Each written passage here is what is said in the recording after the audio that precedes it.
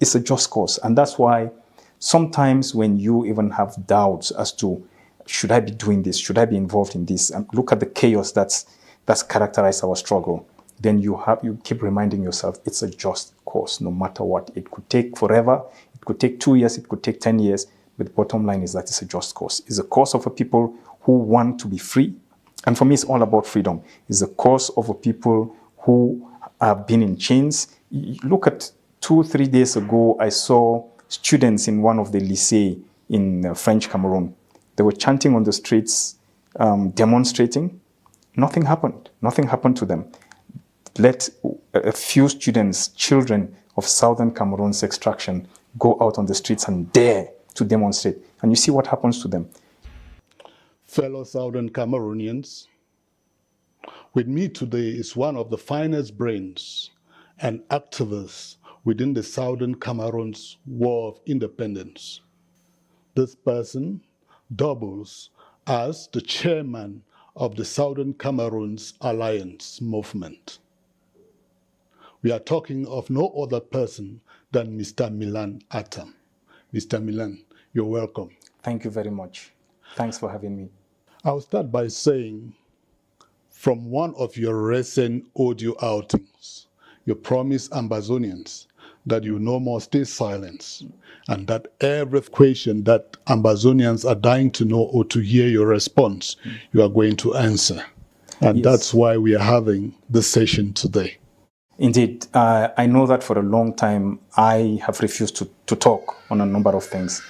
Yes, indeed, I did say that as issues arise, I will address them.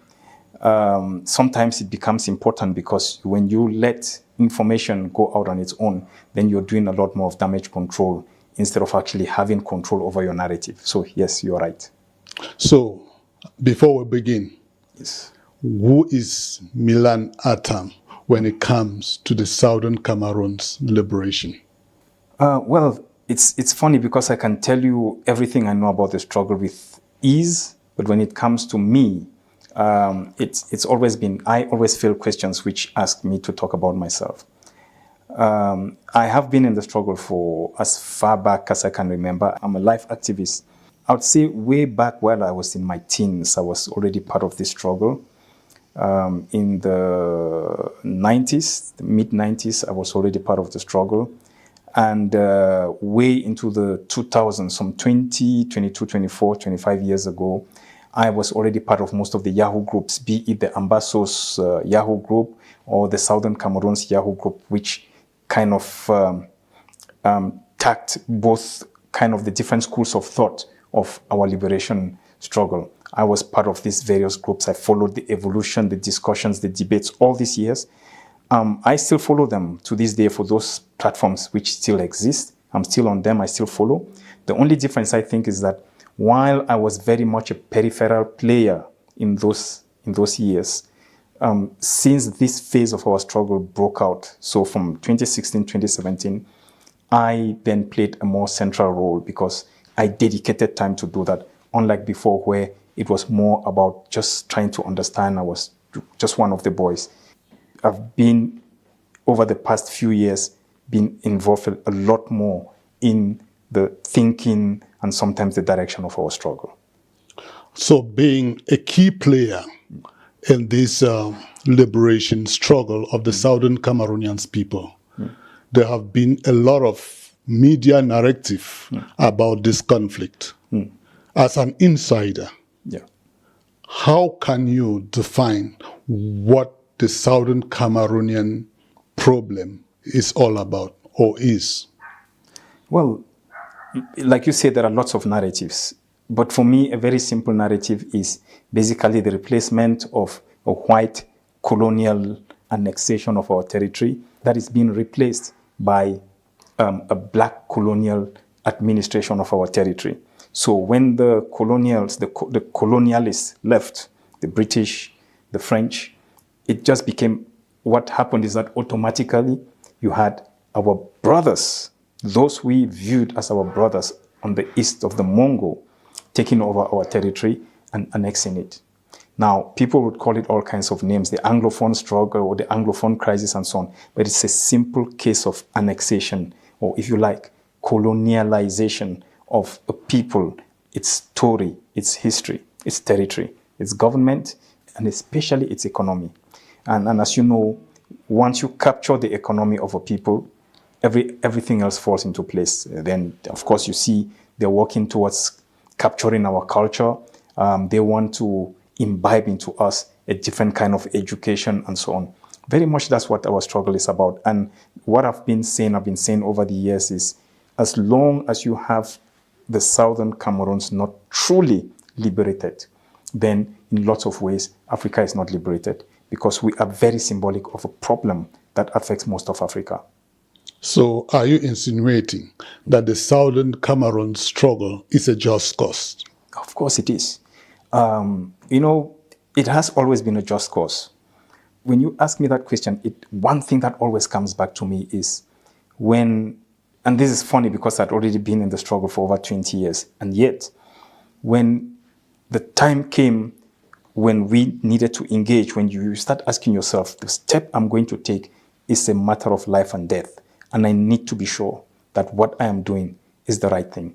And I remember driving all the way to Pretoria to meet Professor Anyangwe. I went to his house, sat with him as I'm sitting with you, and after having talked for a while, and then I stopped and I asked him, Prof, do you think we've got a strong case?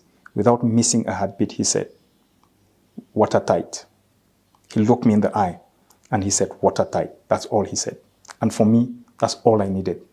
Just people who understand the story. And when you listen to people like himself and some of the veterans tell the story, it just tells you how it's a just cause. And that's why sometimes when you even have doubts as to, should I be doing this? Should I be involved in this? And look at the chaos that's characterized our struggle. Then you keep reminding yourself it's a just cause, no matter what. It could take forever.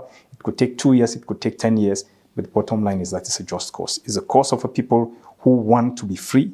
And for me, it's all about freedom. It's a cause of a people who have been in chains. Look at 2-3 days ago, I saw students in one of the lycées in French Cameroon. They were chanting on the streets, demonstrating. Nothing happened. Nothing happened to them. Let a few students, children of southern Cameroon's extraction, go out on the streets and dare to demonstrate. And you see what happens to them. You don't need to. You don't need a rocket scientist to tell you that it's a just cause. How is it that 12, 13, 14-year-olds in East Cameroon, French Cameroon, are left alone to demonstrate? Because they've got the right to demonstrate. And yet southern Cameroonian children, they go out to demonstrate. It always ends in bloodshed. Something is wrong. Something is, and so we don't even need to go into the analytics, the politics of it to understand that something is very wrong. You just need to look at simple examples such as that.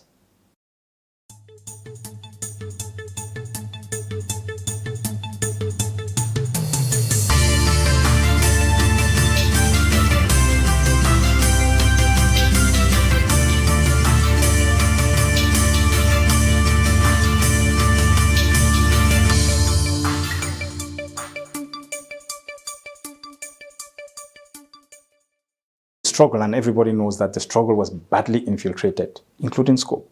Every single facet of our struggle, regardless of what the group is that we were badly infiltrated. So how do you fix it? You did mention about the quagmire that the southern Cameroonian revolution has gone through. Mm-hmm. I would like to know from you, at what moment you actually out of the struggle? What happened? Were you hiding from something? And if you were, what were you hiding from? Yeah, I've heard certain individuals say that I'm hiding. No, I wasn't hiding. For me, it was a strategic retreat. They say sometimes you need to take a step back in order to leap further.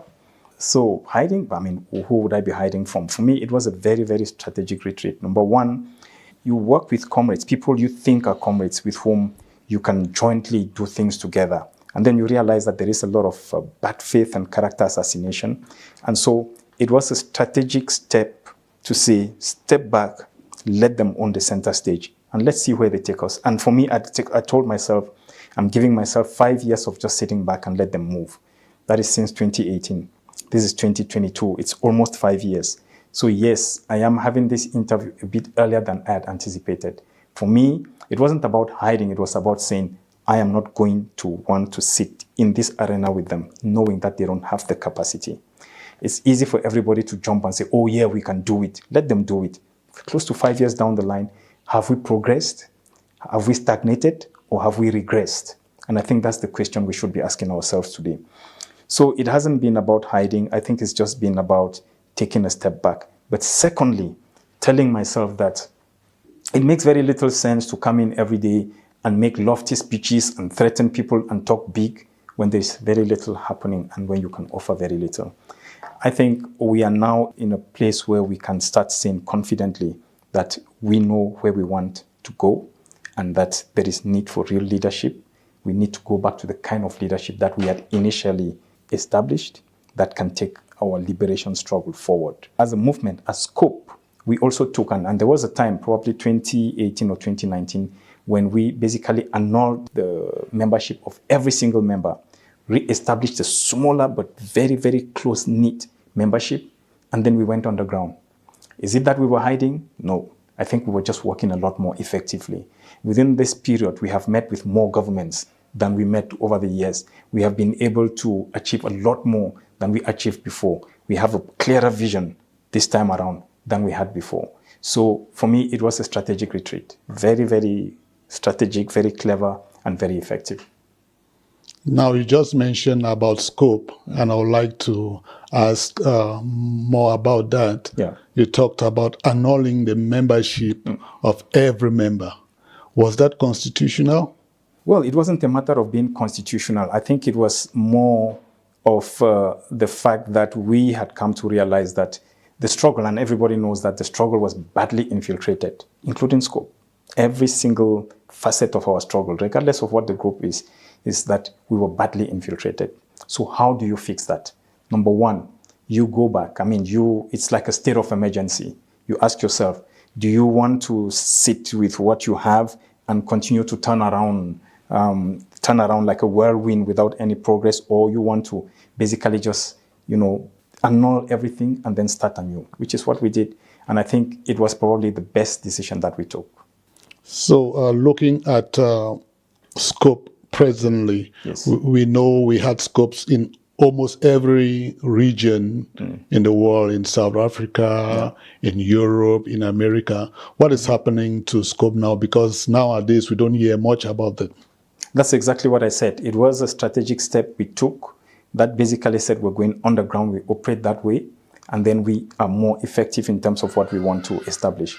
Now, one of the weaknesses of the struggle has been the fight for popularity and a visible show of strength. But sometimes a visible show of strength is not necessarily real strength. I'll give you an example. It's an ongoing debate that has been happening in the Alliance lately over the past month or two, where you have certain members, senior members, are like, no. The Alliance needs to grow. We have just a few movements which are members of the Alliance. You cannot have an alliance with 4 or 5 members and you think it's an alliance of Southern Cameroons. We need to bring in as many members as possible. But when they talk about as many members as possible, what are they talking about? It's basically what you find is 2 or 3 individuals, they rally, they sit in a city, they come up with a name, they register it, they create a website, and they say, okay, now we are a movement, or we are a CBO, community-based organization, we want to be a member. The question you ask yourself is, what is this CBO going to bring as value added? So you could have an alliance where you paste the name of 20, 30 movements or organizations in front of your door. But the question is, when you break it down to real membership, how many members do you have? It's almost insignificant. There's nothing. And sometimes you have the same individuals in the one group and then the next and then the next and the next. So when you count it in terms of your membership, there's really nothing to show for it. And this has plagued our struggle. What we have been working on is effective membership. That says we are not so interested in membership as such at this point. Many people are disillusioned. What the struggle lacks and has been sorely lacking is leadership. And so we have been building structures which will enable us to put into place the right leadership. Once you have the right leadership, then the membership follows. You can't build the house from the roof. You have to start from the foundation, and then you build it and go. What's the vision of the leadership? What is the agenda? What's the plan of action? What's the strategy put in place? Those are questions that you need to answer. Once those questions are appropriately answered and you start to put in place the building blocks, the rest follows, and that's how membership comes in. So back to your question about scope. Scope was in every country, that's true. Scope was very, very visible. But maybe the mistake that was being made then was that we were so focused on visibility that we forgot effectiveness. What we are doing now is working more on effectiveness, and then visibility will come. And in fact, we took the very conscious decision of being invisible. We went underground. We started to do the work that very few people, if any, they've been doing in this struggle, our liberation struggle. We used that invisibility to set up meetings at very high levels. I know we've met with quite a few governments. We've met with a whole lot of firms. And in fact, we've knocked on so many doors you cannot even believe. So we were a lot more effective. And why were we more effective? We were not visible. A lot of what we did was not known. So there was very little avenue for sabotage. We accomplished a lot more because very few people knew what we were doing. Prior to that, there was a lot more sabotage happening. I mean, there is a meeting, high-profile meeting, which we set here in Johannesburg, had some really, really good progress and a clear action plan as to where we wanted to go, not just where we wanted, but where the partners wanted us to go. They were already set up meetings with a number of governments for us to meet, some high-level individuals within the government here, but also governments outside of South Africa and the rest of the African continent. What happened? Sabotage. The moment we had one person understanding this meeting took place, the next thing is that they went out there and sabotaged the whole thing. Now, what's the essence of that? It's like, if it's not me or if it's not us, then nobody gets it. We destroy it. And that has been the tendency. So we learn to operate a submarine. So you don't see the ship that is underneath the water. You just see the antenna. And that's how we've operated for the past, I would say, 3-4 years, like a submarine.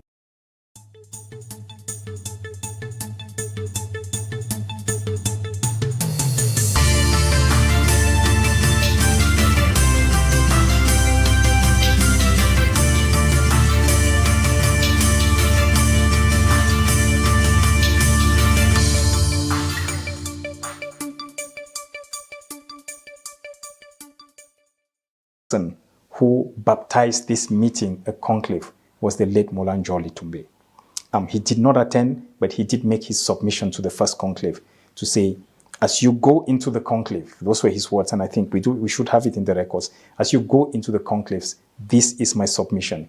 And that's how the use of the word conclave came about.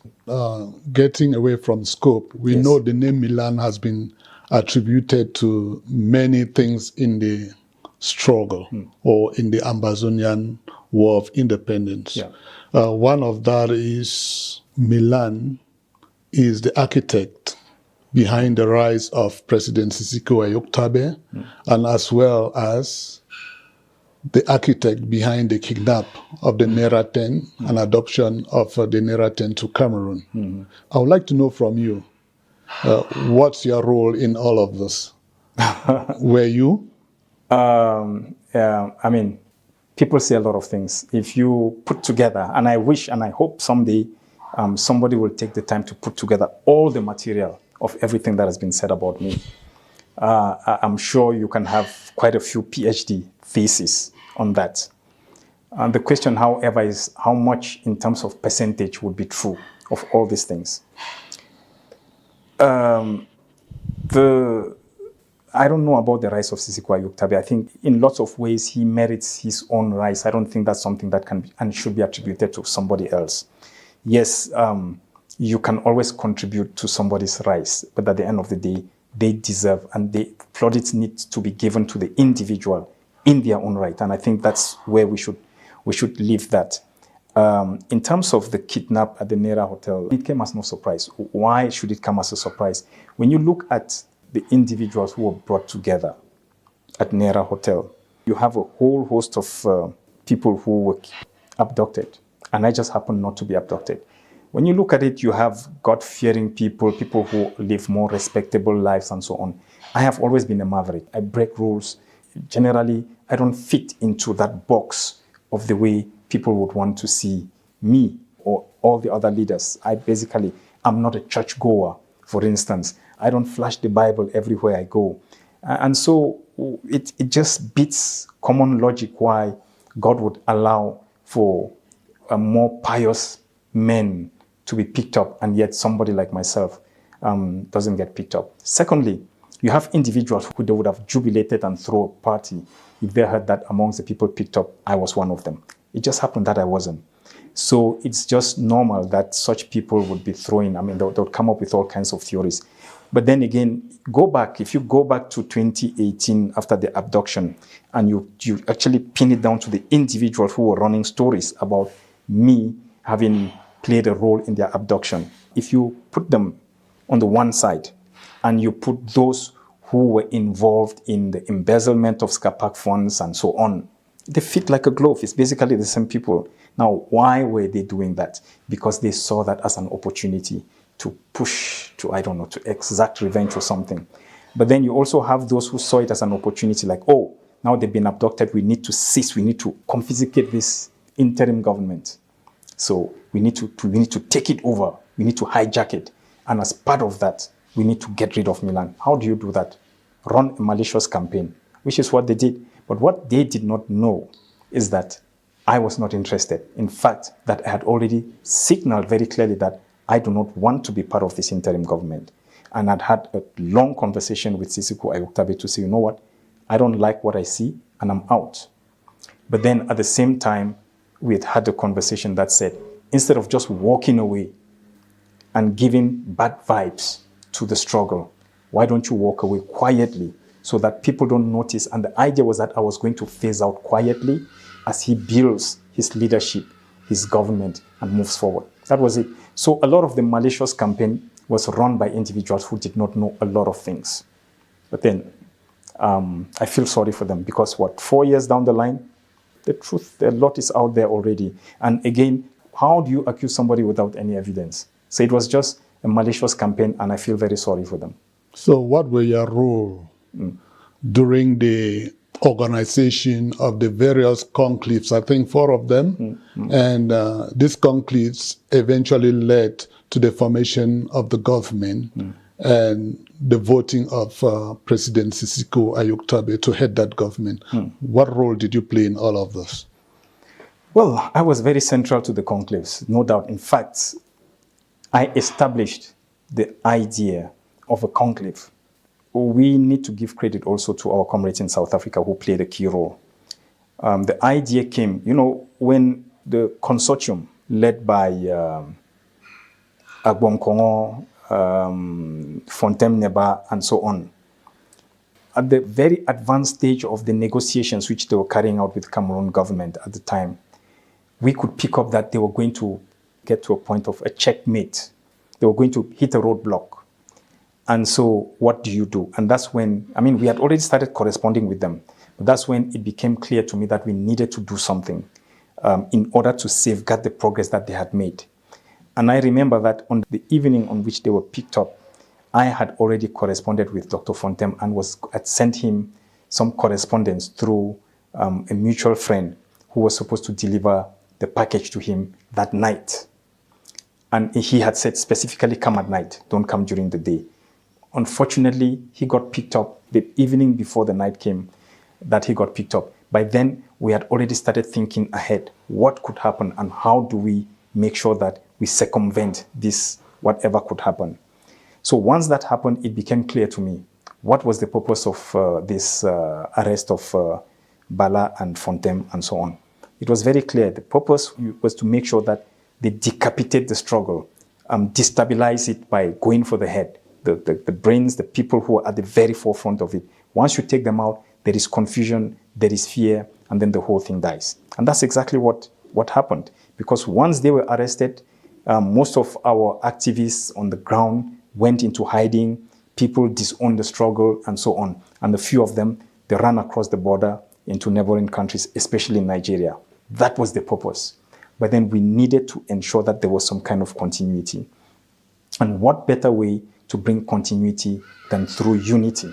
So the idea of the conclave, at least the first conclave at the time, was to ensure that I bring together our frontline leaders to sit in a room and issue a statement jointly, which would basically fly in the face of what La République was trying to do. So it was a very tactical move to circumvent and beat La République in the game that it was playing, which was decapitate the struggle and then it's over.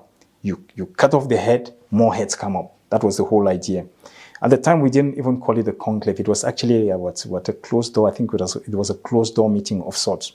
The person who baptized this meeting a conclave was the late Millan Atam. He did not attend, but he did make his submission to the first conclave to say, as you go into the conclave, those were his words, and I think we should have it in the records. As you go into the conclaves, this is my submission. And that's how the use of the word conclave came about. And so the first conclave came, and then that was followed by the second conclave.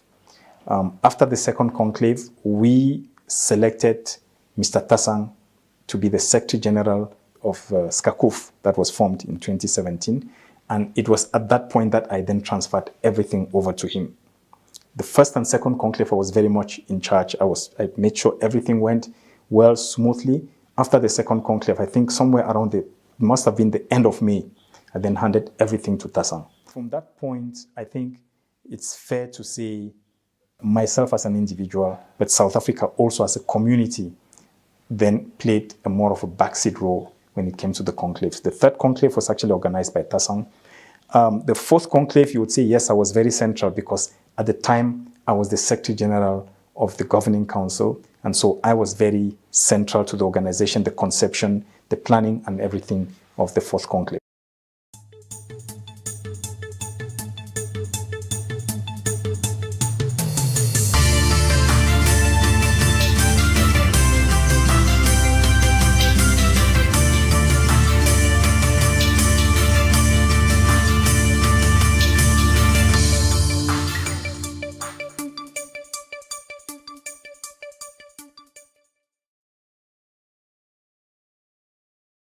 Governing Council.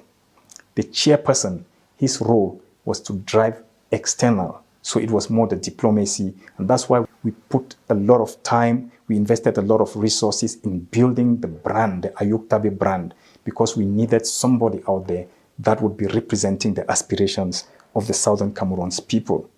So as the first Secretary General of the Governing Council, you equally was accused of wielding too much power that shadowed that of the president. What were your role then as the Secretary General? That was exactly that.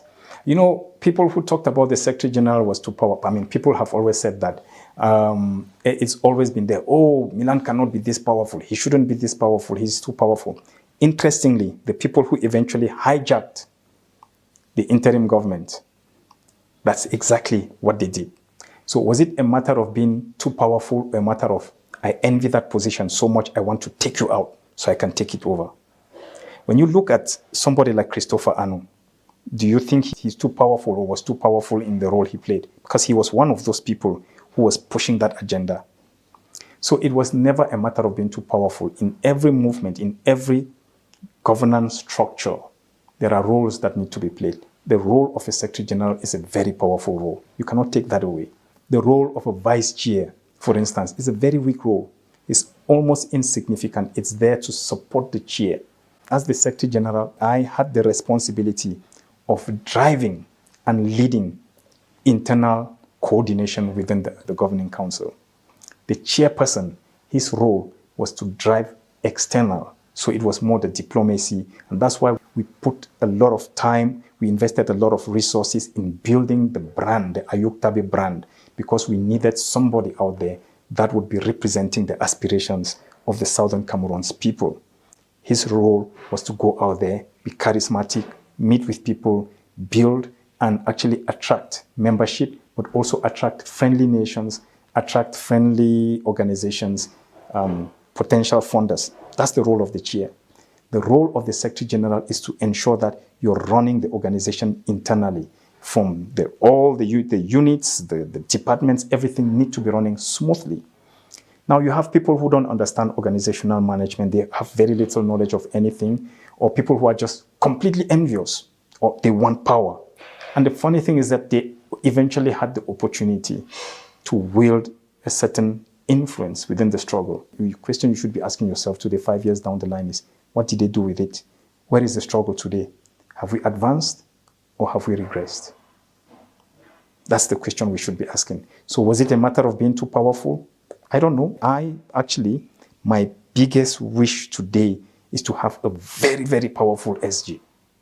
You have a powerful SG who knows what they're doing, who can run things, who can organize, put in place structures, who can mobilize resources. You're a very lucky person. Very few leaders in the struggle today can boast of a very, very good and powerful SG. So it was a lot of ignorance and jealousy and envy that was talking. And that's why when you asked me your question initially, why did you go quiet?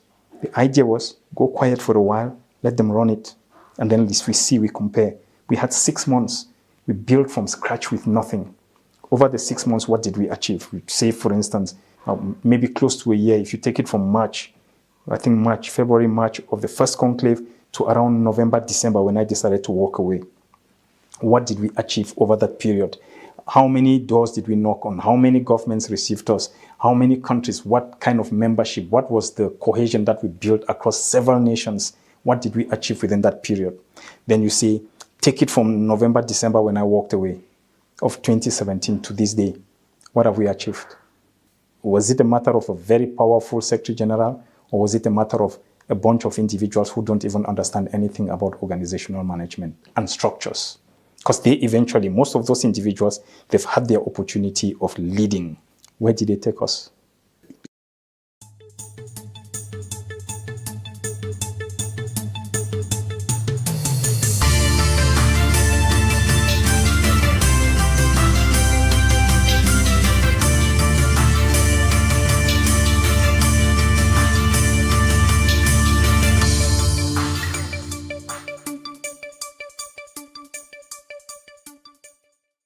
You and Akwanga can do is pay your flights and come to this meeting.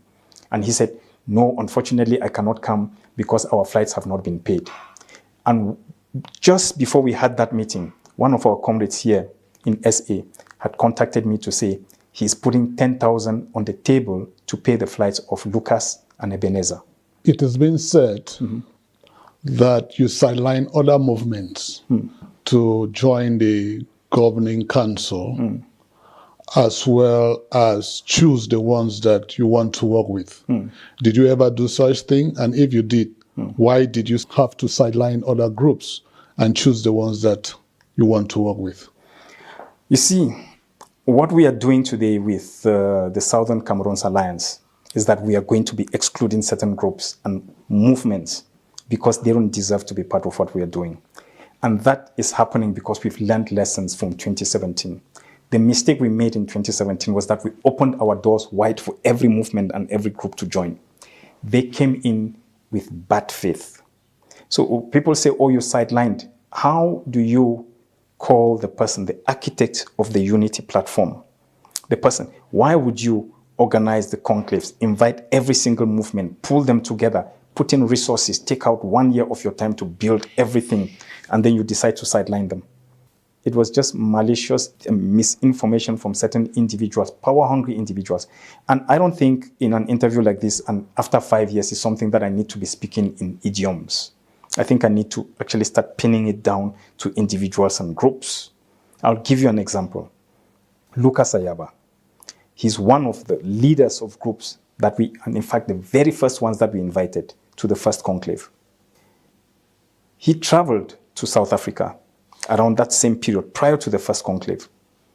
I met with him. I called him. I'm the one who called him. We met in Eastgate in one of the coffee shops. I bought him coffee. We sat there and we spoke. And I said, listen, this first conclave is going to be happening in about 2 or 3 days. And we are expecting you to be part of the conclave. He said, no. I'm very angry that you invited us to the conclave, but you did not pay our flights, Akwanga and myself.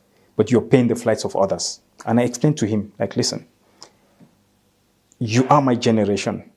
You claim to be the leader of a group, of a movement the least your movement can do is pay your flight. We have opted to pay for everything else, your accommodation, your feeding, everything. The only thing I'm asking you is pay your flight and be there.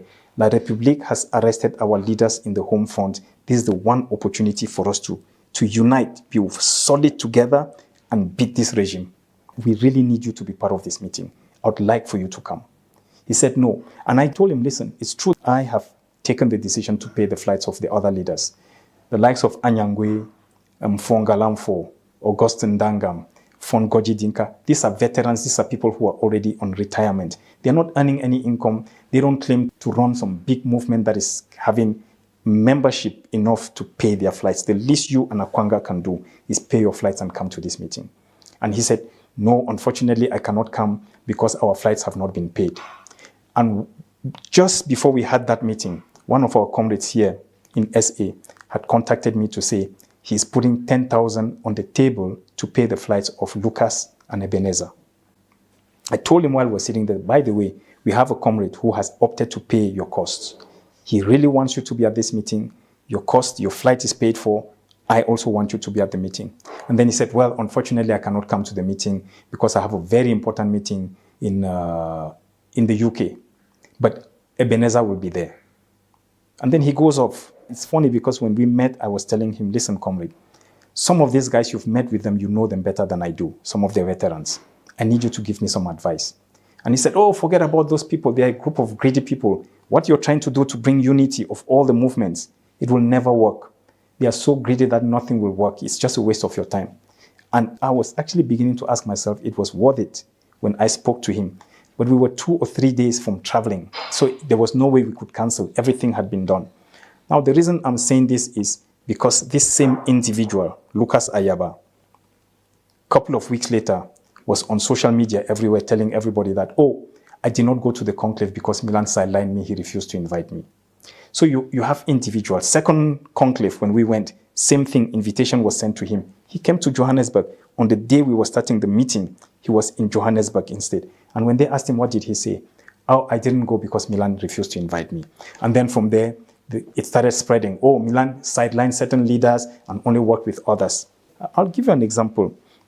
There is an uncle of mine who used to tell a story. And he told the story of when they were in the village, they would go look for kola nuts. And all the boys in the village would go to one nap. They call it nap, the forest where you find the kola nuts. And on this particular morning, and they would go at about 4 a.m. On this particular morning, he decided to be clever and rather go to his own nap. What's the idea behind that? If I go with everybody, the amount that I'm going to collect is going to be too small. So let me rather go to the nap that nobody has gone to, so I collect more than everybody. And when he went to this nap, he met some, I don't know, he called it a devil, but some ghost that frightened him, and he left and got nothing. He came back with nothing. When you invite somebody and say, come, brother, let's work together and we progress together, in his mind, he thinks he's so clever. So he goes off to a meeting in the UK to go and negotiate with a lobby firm to make himself president of Ambazonia. And then ends up with this guy saying, you need to pay us $50,000 on a monthly basis for us to make you president. Instead of acknowledging his mistake, he turns around and says, oh, I did not go to the conclave because Millan refused and he blocked me from being part of it. And then that narrative started. And if you remember, I'm saying this because he's the first person who started pushing that agenda, that negative and falsehood. He made a speech at the end of the first conclave, moving towards the second conclave. And I remember very well because I was in Namibia. I had gone actually to try and meet with the Namibian government. And I remember sitting in front of the guest house I was staying at. And I listened to the speech that he made when he said, yes, it's true that unity is good, but sometimes not everybody needs to be in the same boat. Sometimes other people need to operate separately, and we need to respect the fact that people don't want to be part of the boat. If you remember, then that was followed by Akwanga, who was saying, why does Millan want us to be part of a united front? We don't want to be. He's bringing us back to La République when we used to have one-party political system. We don't want one-party political system. We want multi-party political system. We are not going to be part of that one party. We want to have our own separate because we need multi-partism. Because sometimes I don't address this. But then months later, when they realize that this game is not working, they turn around, they say, oh, we did not join because Millan sidelined us. He didn't invite us. We were not part of. But of course, it's not true. The evidence is there. They did videos. They did audios. Those things are there. The problem is that they're playing on the intelligence of people who are naive. But our people may be naive. They are not stupid. Because after a while, they start to see, why is it that these individuals, for all the sabotage and character assassination they've been doing over the years, nothing seems to go. They've never been accepted by the people. So is it true that I organized this and sidelined certain leaders and chose to work with others? Definitely not. It's just a couple of individuals who were so greedy and felt that they were the natural. I have correspondence to this day when they are writing to me and telling me that we will accept to come to this meeting if you guarantee us that we are not going to allow a school teacher to be our leader. That's Tasang. And I'm saying, listen, guys, I don't determine who becomes the leader. Come to the meeting, the leader will be determined there. They refuse to come to the meeting. Then they turn around and they say, oh, you sideline certain leaders. So that's why today, like I told you, the alliance as it is not going to open its door to everybody. We can't. And if we do, the rules of the game, the rules of engagement will be so clear that we won't allow for that childish gameplay that they were doing some 5 years ago. It can't. And we will never win this thing if we continue to allow this kind of greedy behavior. For me, it's very clear in my mind. So, did I sideline certain leaders 5 years ago? The answer is no. Would I sideline them today? Definitely. No ways I'm going to open the doors because they don't come in to build. The experience over time has shown that whenever they've lost popularity and they feel like nothing is going, oh yeah, we are now ready for unity, we are good. And the naive people in our community start saying, oh yeah, you heard the speech he made last night. He's changed. We need to bring him in. You don't take a snake to bed every night and you pray every day that someday it's going to bite you. It's as simple as that.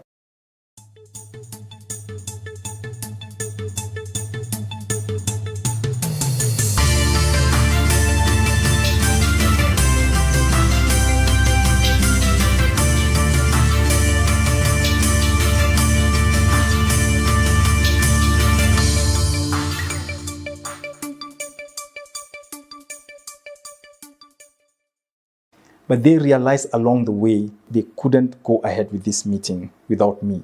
Why? There were certain aspects of the meetings which were held. These were very high-level meetings with some high-level personalities within the US government, but also within the private sector. Taking you back in the governing council, when you resigned as the Secretary General, after that you still accompanied the President to his Meet the People tour to the United States. What role were you playing at that particular moment since you were no more the Secretary General? Why did you have to accompany him? And what was the purpose of such a meeting? By the way, it was not a Meet the People tour. Remember that a lot of this I organized. Most of this I put it together. But as we did, like I said, over that period, we opened lots of doors. We accomplished a lot of things. You remember the time in September, maybe September, October 2017, we took a visit to the White House, for instance, and met with the leadership at a very high level of the White House. But as we went through this, my role, like I said, as a Secretary General, I did a lot of work. In December, it was in December 2017 when he went to the US, I was asked to come. I wasn't invited to this meeting in the US at the very beginning. Why? Because I had resigned and I had already taken a backseat and I was already focused on doing other things.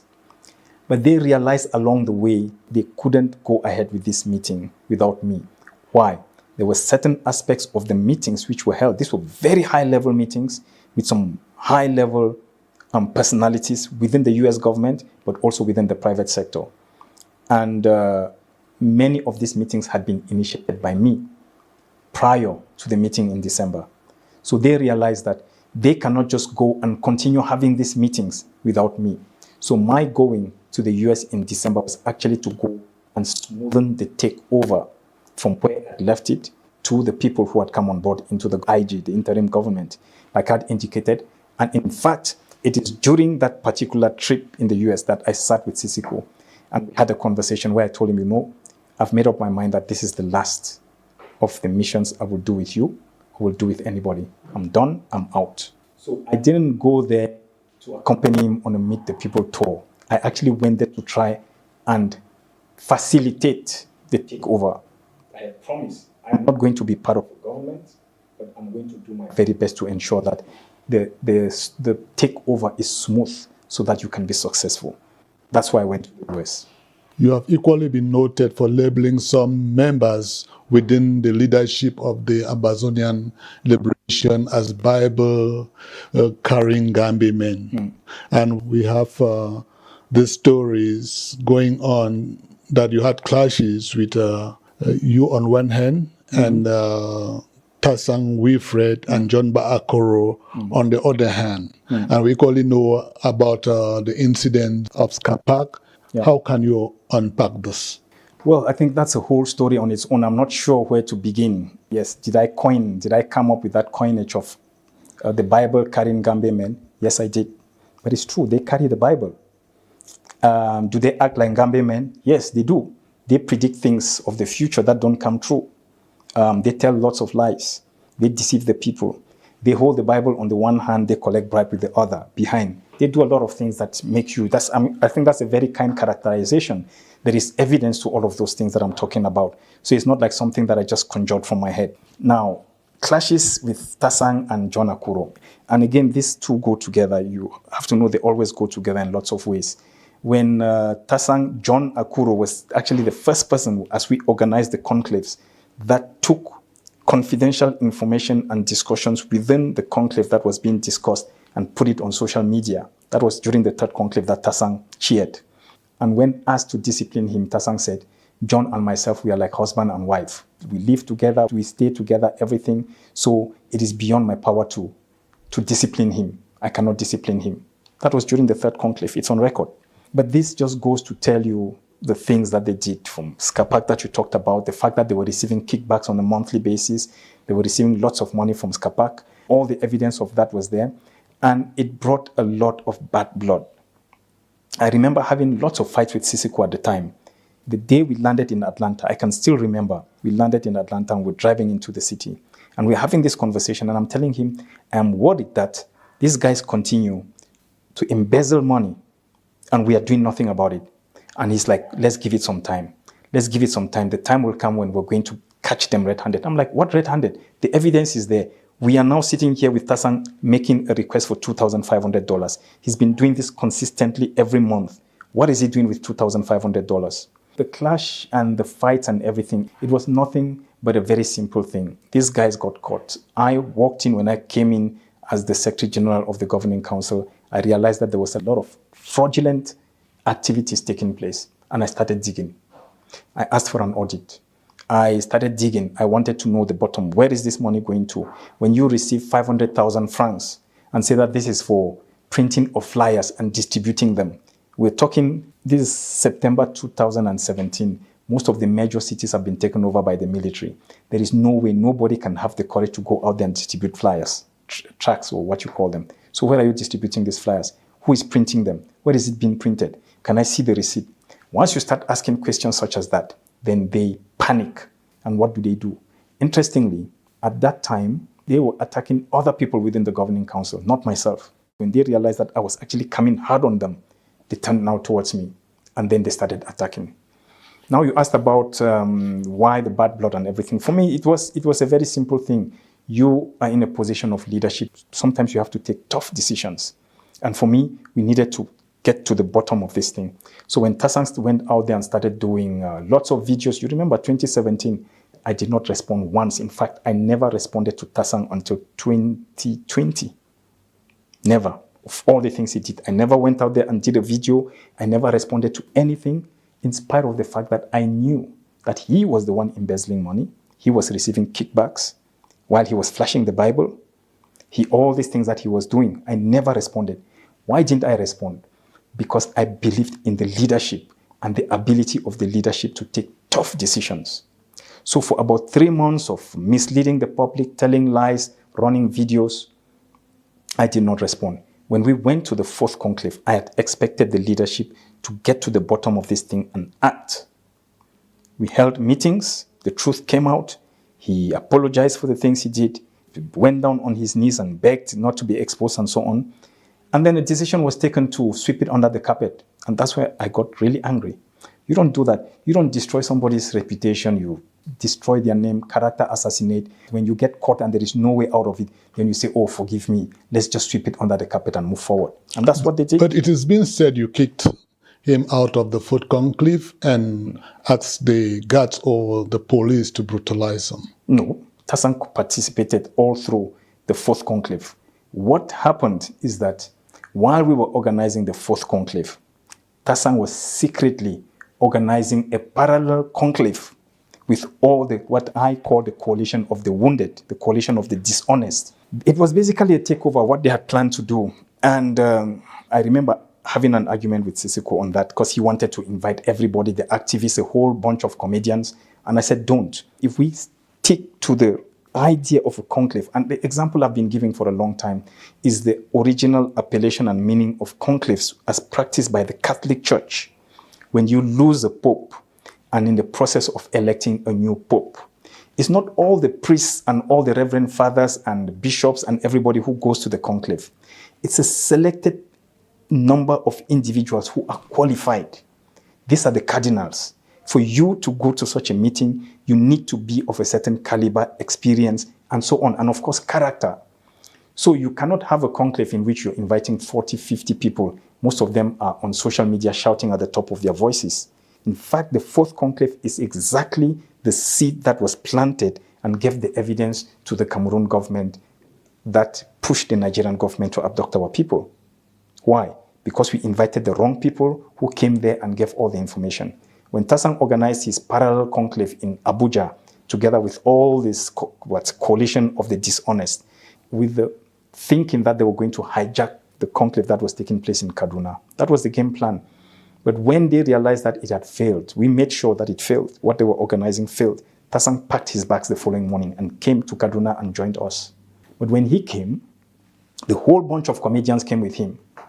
And then came and they were shouting and banging tables and tearing things down and say, we're going to participate. We have the right to be here. There is no way we're not going to participate. And so the whole first day of the conclave was lost. Nothing took place. And I am one of the people. I said, this cannot happen. We can't let this bunch to come here and destroy what we are doing. So they have to go. And so those who were supposed to participate stayed. Those who had to leave, they left. So you had people like John Akuro. He wasn't invited. Who was he? He wasn't supposed to be there. He had to go. Alex Mbianda had to go. Mark Barretta had to go. Chris Anu had to go. What were they doing there? Who invited them? Tasang was there as the vice chair of the governing council. He stayed. He attended. You had somebody like Elizabeth Ambe. She was representing Boston. She stayed. So a lot of the narrative that they put on social media is simply because we haven't been talking about them. But the facts are there.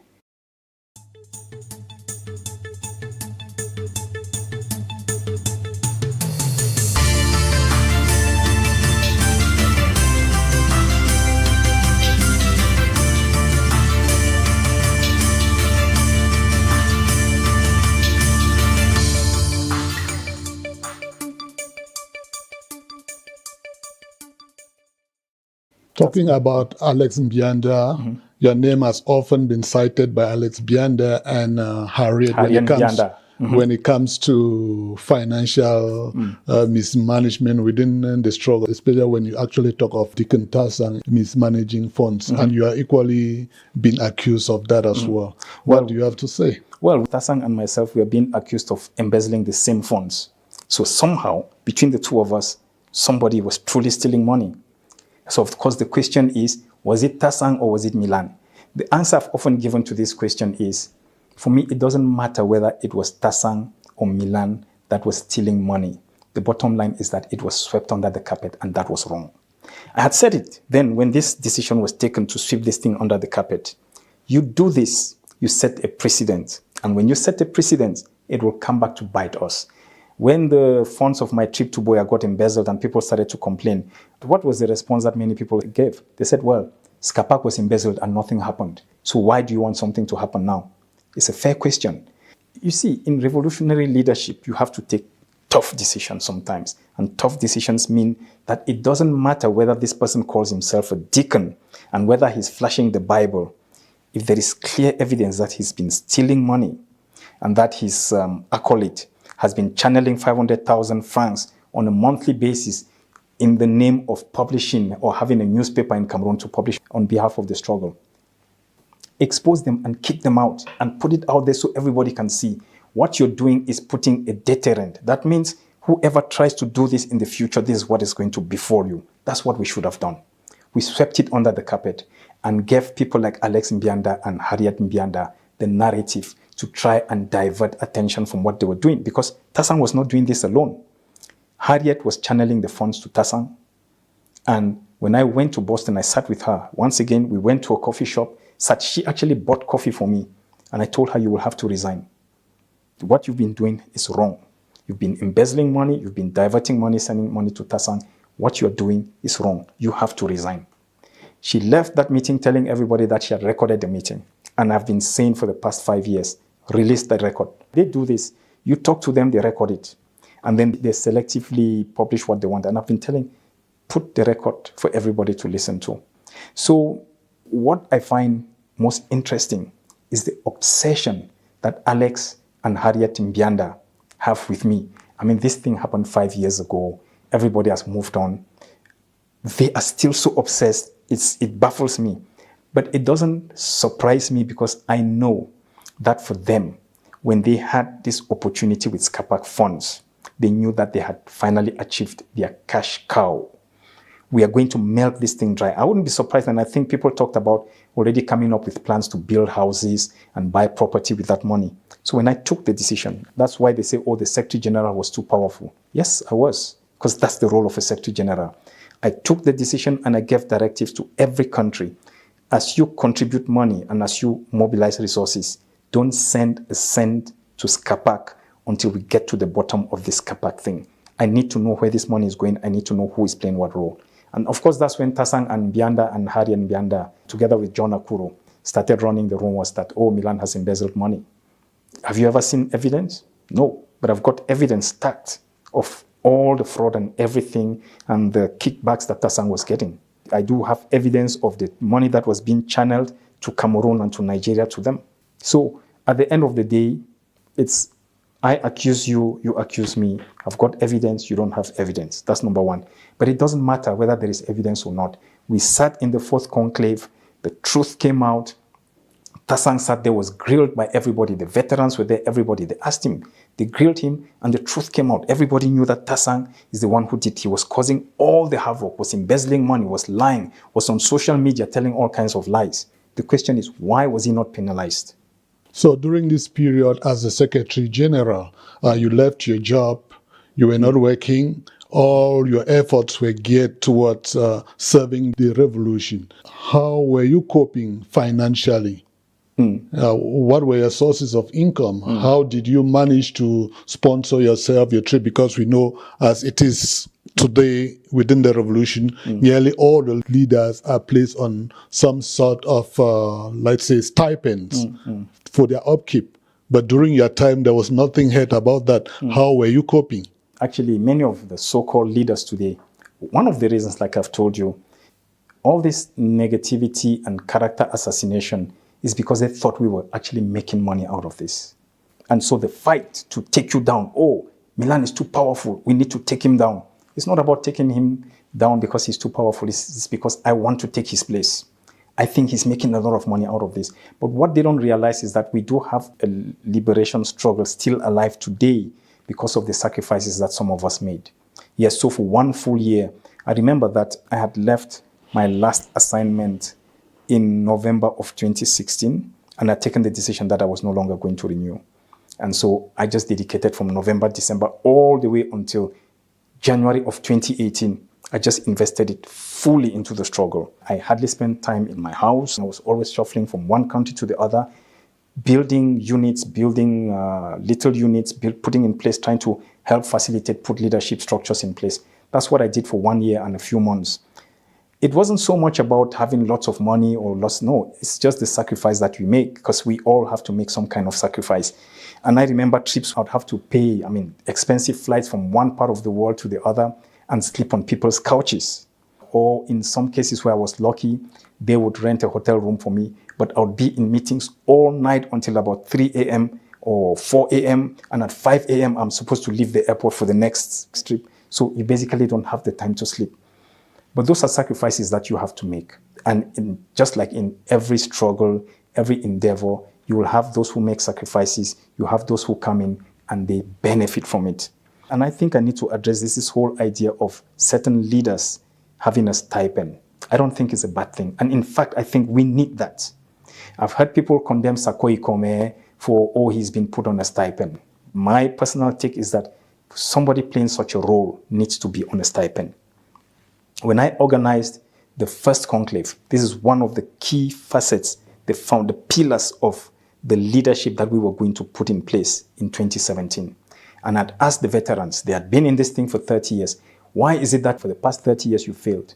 They were not able to answer. Part of the problem is that people were in the struggle as a part-time thing. And I gave the example. You have somebody who is a professor.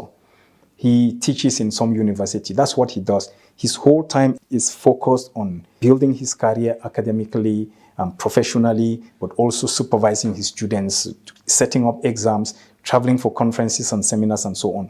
Once in a while, every 6 months, he remembers on a Saturday morning, oh my God, there is the struggle. Then he writes a paper or he does an interview.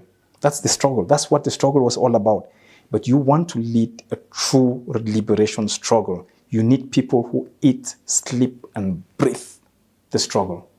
So when I took time off in 2017 to build the structures like I did, it's because I understood that this thing was never going to go anywhere. It was going to die right there. La République was banking on the fact that we do not have the ability to structure ourselves and put in place structures that can make this thing move and stay going. At that initial stage, it wasn't possible. It was never going to happen. Somebody needed to make the sacrifice, and that's what I did.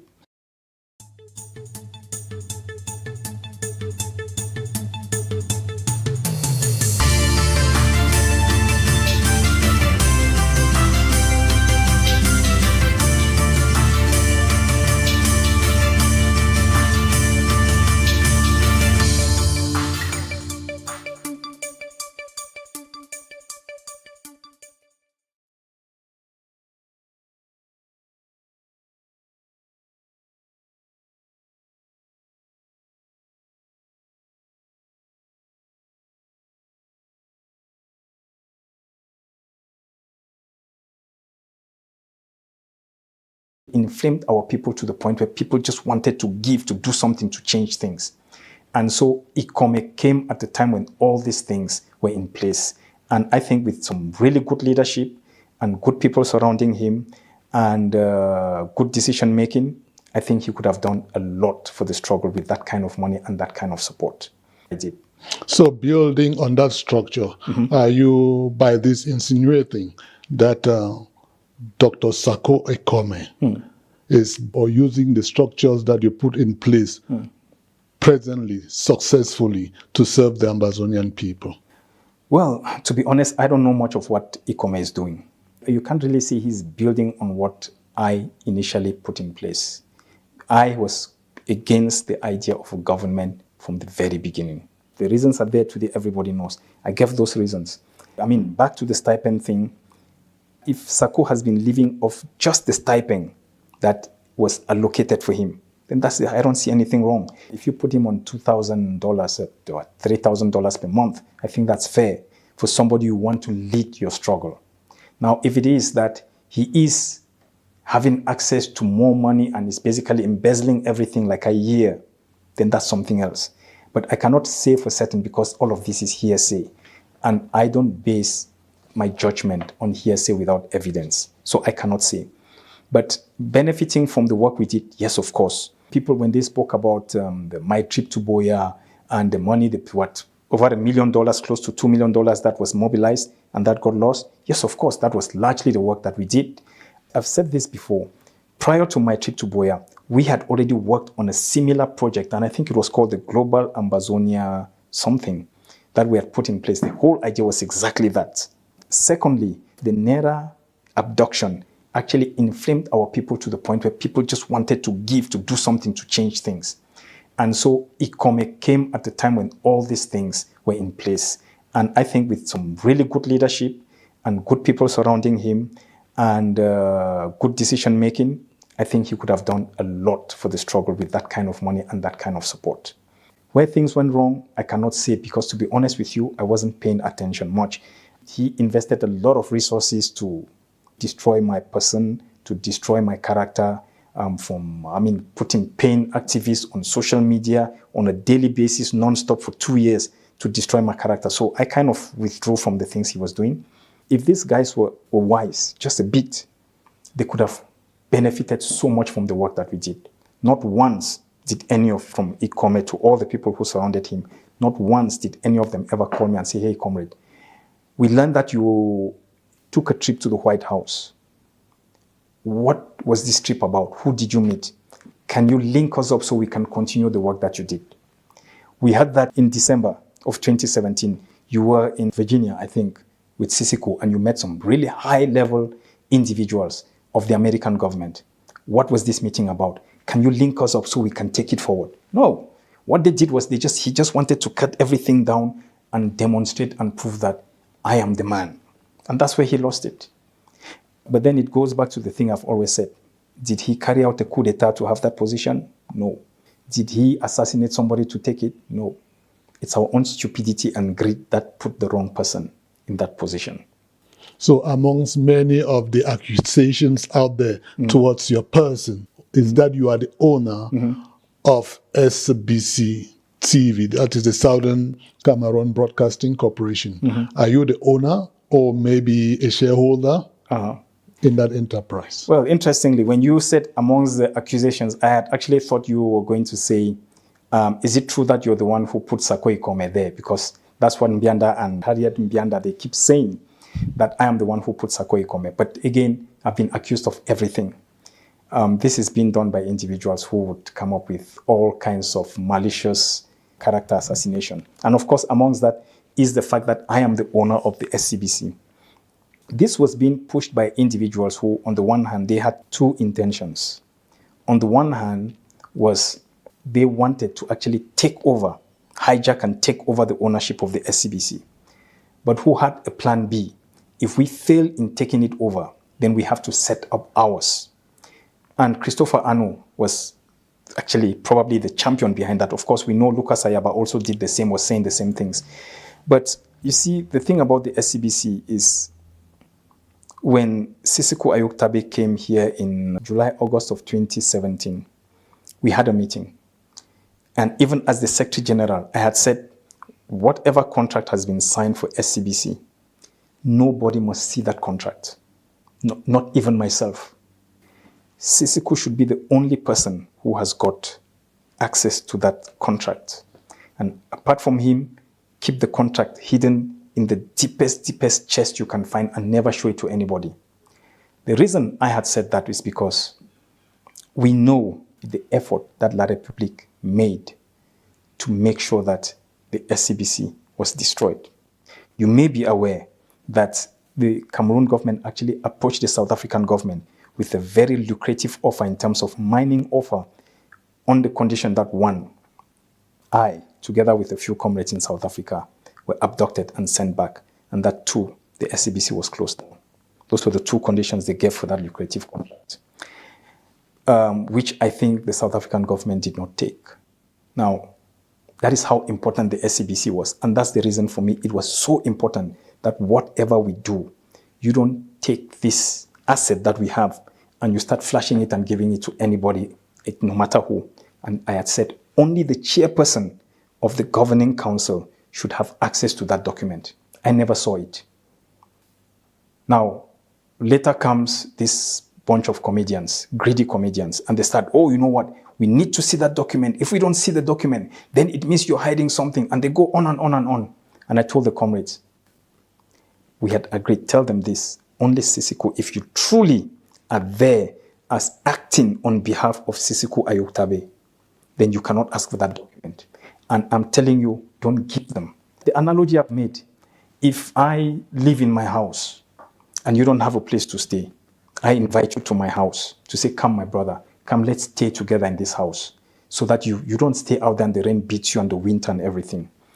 And you walk into my house, the first thing you start to say is, oh, by the way, Where did you get the money to buy such a house? You need to tell me where you got the money, because if you don't tell me, then I'm assuming that you stole the money. You're a thief. You need to tell me. Do you think I'm going to accommodate you in my house? I'll kick you out. The mistake our comrades made was, oh no, I need to explain to you how I got the house. You didn't have a house before if I invited you. So somebody walks into SCBC who doesn't know how it came about, the sacrifices we made. I remember traveling from country to country, going to London, meeting people who said they had lots of money. And I'm saying, listen, I traveled to West Africa, to countries, just to mobilize, talk to people, get support for the SCBC when nobody was willing to put any money. And I'm talking to a comrade like, listen, put in money. He's like, no, I'm not doing it. I'm working with other guys. This was at a time when there was no internet and we needed something. So it's a lot of sacrifice you make to put in place structures like this. You have Lucas Ayaba, who champions this thing and says, oh, Millan is excluding me from SCBC. It's his thing. He owns it and so on. Then a couple of years later, they open the door to him. He comes in, gets the gist of how the SCBC runs, opens up his own. Christopher Anu comes, does the same thing. They open up. So at the end of the day, you see that these guys did not come in good faith.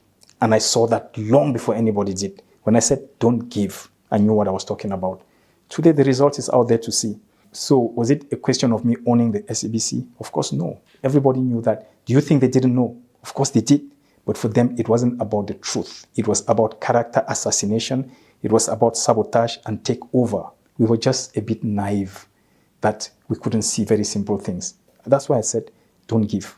Whatever these guys say. In business, it's like somebody comes to Coca-Cola and say, oh, Coca-Cola, you're putting whatever you're putting ingredients in this thing. It's false. It's not Coca-Cola. Okay, to prove to us that this is truly Coca-Cola, we need you to give us your ingredients, the formula. The formula. And then you go and you take your formula and you put it on the table to say, I want to prove to you that this is Coca-Cola. Coca-Cola will never do that.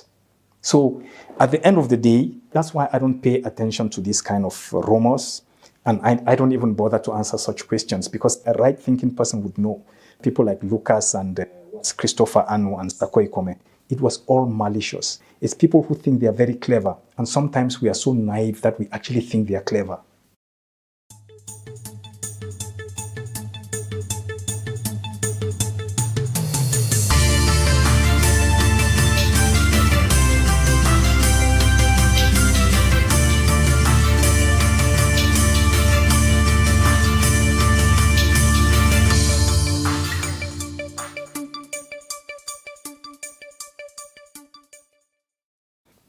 To be honest, to this day, I don't know what that meeting was all about. You've heard, of all the things that you can blame Tasang for, you know that sometimes he wakes up in the morning in jail and he's very angry because I don't think he knows why he was invited to this meeting.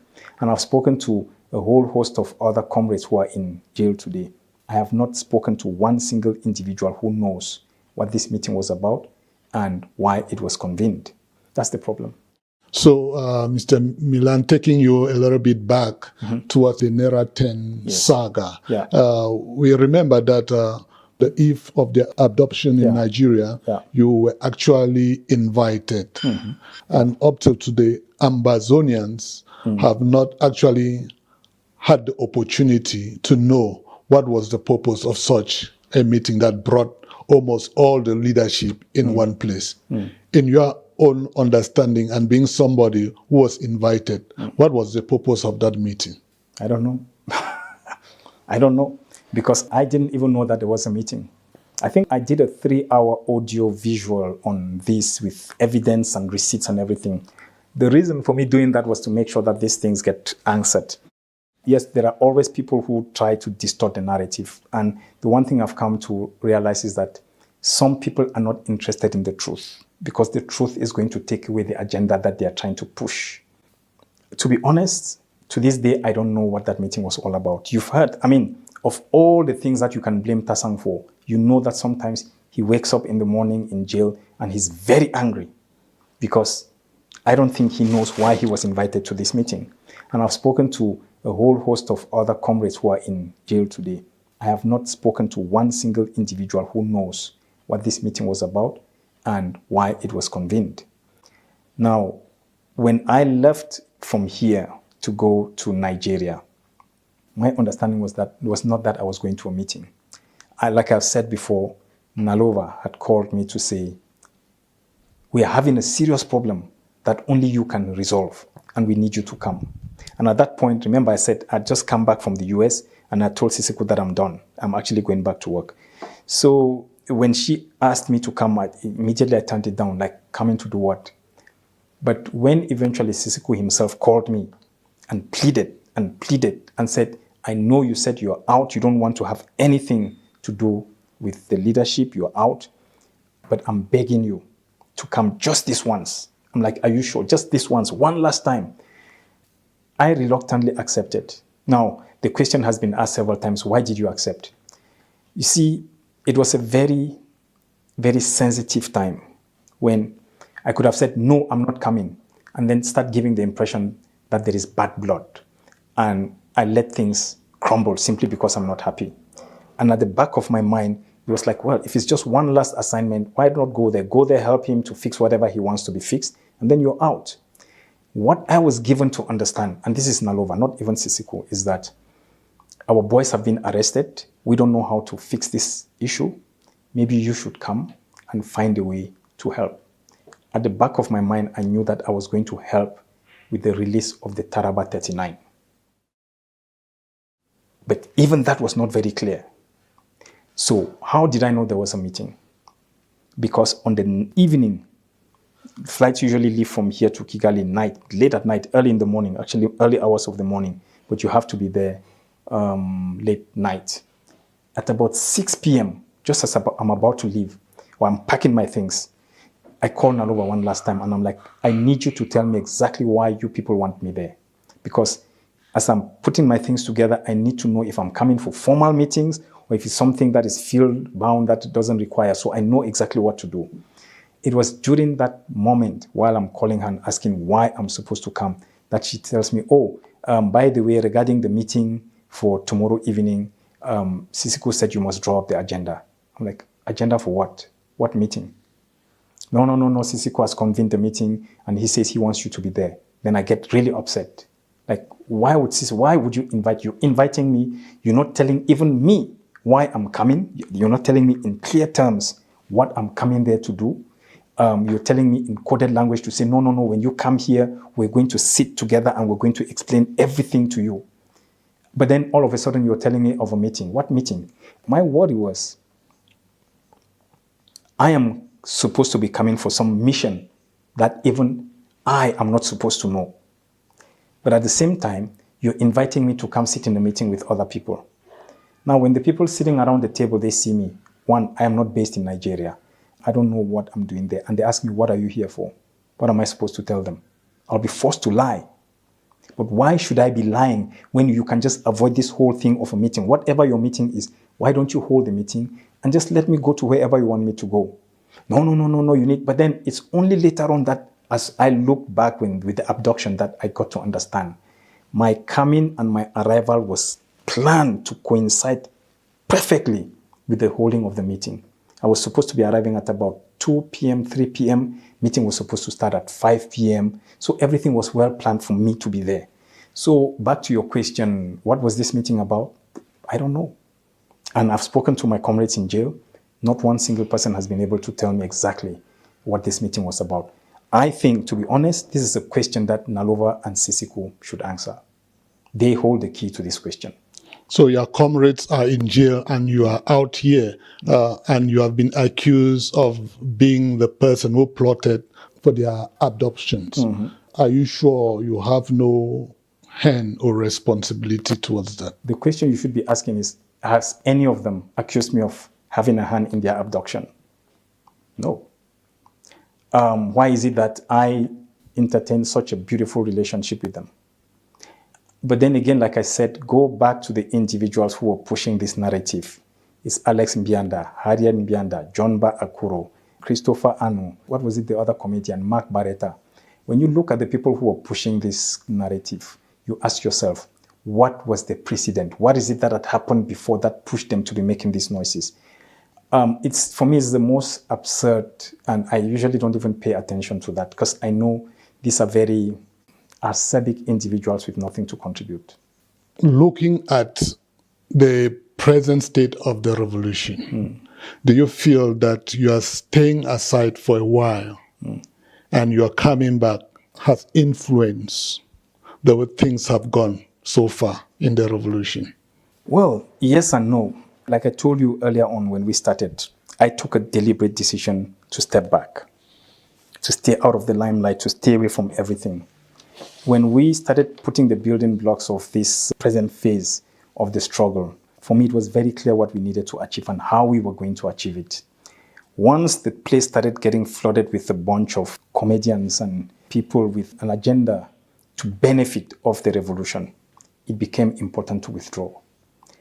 Partly, and lots of them is just not even just benefiting, it's power hungry, those who thought this is a career move, this is all about building my personal career. Let them have it. So in lots of ways, it's given them the opportunity to run things, to understand how things work, and to have their own experience of leadership. Like I said, many of them thought that we were making lots of money out of this.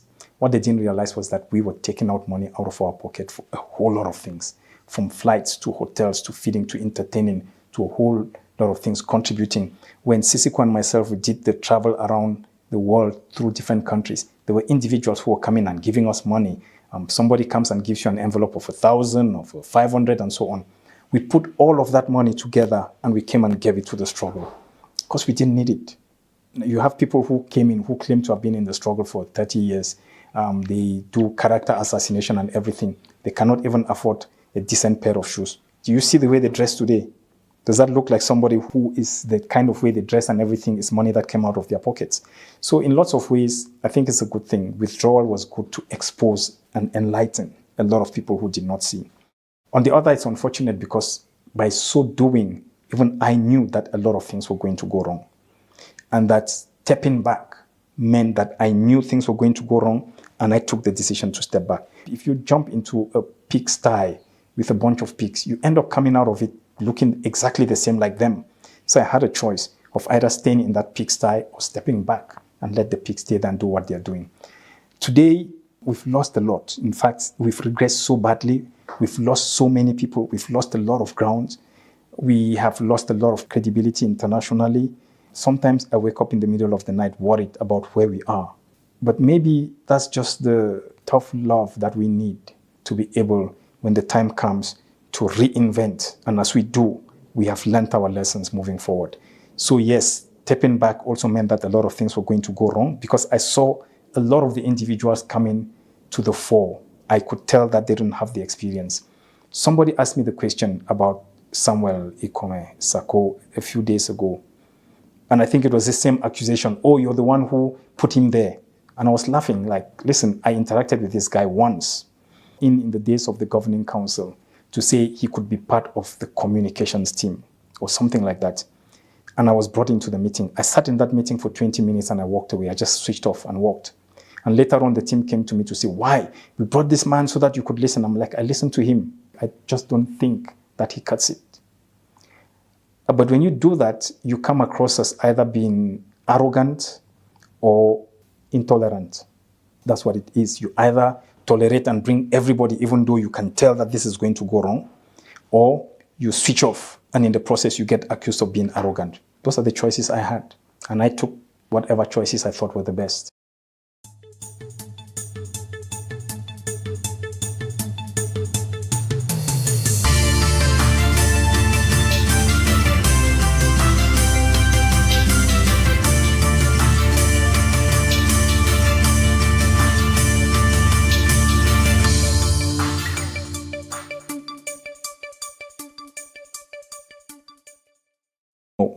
Experience has shown that the people with the titles in our struggle are the least educated. So now that you're back, have you come in fully or you are taking baby steps? Well, I cannot really talk about coming back as such or baby steps. In fact, having this interview was never part of my plan. I've been refusing to do this for the past years. I've been refusing to come back. Like I said, I'd given myself 5 years of just focusing on my own things. When you take 1 year off from everything, I left my company that was running here in Midrand. I abandoned everything and buried myself into the struggle. Sometimes you want to go back and put your life back on track, put things So I focused a lot more on that, not so much because it is compulsory, but because that's what I want to do. Give a chance to those who really want to lead, to lead. And if they take us to Boya, we should give them our whole support. So it's nothing to do with baby steps. I think it's just an interview that is taking place now.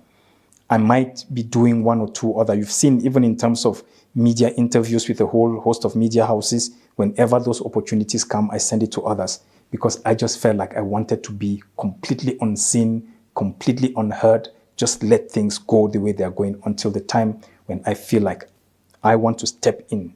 But yes, back to your question, when I step in, I'm stepping in. So, as the chairman of the Southern Cameroons Alliance, you did talk about the type of people you like to work with and those you wouldn't like to work with. Can you just give me a brief profile of people you would like to work with and the profile of those you wouldn't like to work with? A lot of the problems that we have in the struggle today is born out of greed, but also out of people who do not realize that they don't know. So everybody knows. Everybody is a leader. Not everybody is. So you want to bring people together who have got the characteristics that will move things forward. And it doesn't mean to be educated people. No. Experience has shown that the people with the titles in our struggle are the least educated. It doesn't need to be the people with the most experience because some of the most experienced people don't have the right experience. And that's why, from a scope perspective, but also from an alliance perspective, we lay a lot of emphasis on key characteristics. You don't need to be super smart, but you've got to have your heart in the right place. You've got to be committed. So with the alliance, there are three things. It's one, it's competence. The second is integrity. The third is commitment. I know my weaknesses. I know my strengths. And I think perhaps my greatest strength is the fact that I know how to identify people who have got the right strengths, the right skill set that I don't have, and I pull them towards me. I'm not insecure around people who are smarter than myself. In fact, I feel more secure when I surround myself with people who are smarter. And that's why competence counts. But competence also means only take a role and agree to do it if you're good at it. You've got the competence, you've got the expertise, you've got the experience. That's the first. The second one is integrity. It doesn't matter how good you are. It doesn't matter how smart you are. If you're not a person of integrity, sooner or later, you are going to betray even your own smartness. And we've seen it, some really smart people in our struggle who are extremely dishonest, who tell lies for the sake of telling lies. People who are very eloquent, but they use their eloquence for everything that is negative. Oh, you can't work with such a person. And the third is that it doesn't matter how competent you are, and it doesn't matter how much integrity you are. You've got to be committed. You have people who are super smart, you have people who are educated, you have people who have got expertise, they've worked in some of the best companies and organizations. They would add a lot of value to our struggle. But they are not committed. So somebody comes in, takes a position, I want to play this role. You give them the role, they put it in their pocket, they're strolling around town. And all they want is to be seen, to hold the position. But they're not putting in the work. Today, I work with some of the best individuals I've ever worked with. Why? Because if it means that we're going to burn the midnight candle, it doesn't matter the position you hold. Everybody's on the working. Online, we connect from all over the world. We're working on a document. Everybody's putting in the time. Now, that's commitment. But somebody says, I'm a professor or something, and consistently never performs. It's always coming up with one excuse. I'm too busy. So why are you in this thing? Just contribute your money. Just be pumping money into the struggle. If you're so busy making money somewhere, just be putting money. Then we look for people. And that's why I say, if you want any form of liberation struggle to succeed, you have to identify individuals with the right skill set and you put them on a stipend, let them do the work. If it is, and I hear people say, no, we can't give people any money because, people cannot benefit from the struggle. We just need to be volunteering. Everybody who volunteers, when I give you a position that is key, I want you to perform that position. You leave breathe, sleep, wake, everything you do, that role. And for you to do that, it means you have to be compensated to do that. Otherwise, in the morning you'll wake up and say, oh, you know what, I need to go and sweep the streets because if I don't, my children will not go to school. The only way I can prevent you from going to do that is give you something so you can stay and do what I want to do. So yes, the people I want to work with, they've got to meet those characteristics. But the fourth, which is very much foundational and a major pillar within scope, is discipline. There is no revolution in the world that has ever taken place successfully without discipline. One of the biggest killers of this particular liberation struggle is the lack of discipline. People go onto social media and say whatever they want. People do whatever they want. We sit as a leadership, as a group, and we say, okay, this is the right path we're going. And they wake up one morning and decide that, you know what, I'm going this path. Lack of discipline. So I'll give you an example. When we went to the fourth conclave, and we had gone through everything about the fourth conclave, everything that needed to be said, we took it down to the wire on who was embezzling money and who did all the wrong things. When it came to the point where this thing had to be discussed, and Siseko Ayuktabe as the chair decided that it will not be discussed, I was very upset. I was very, very angry. And I remember walking out of that room. But I was disciplined. I accepted that decision.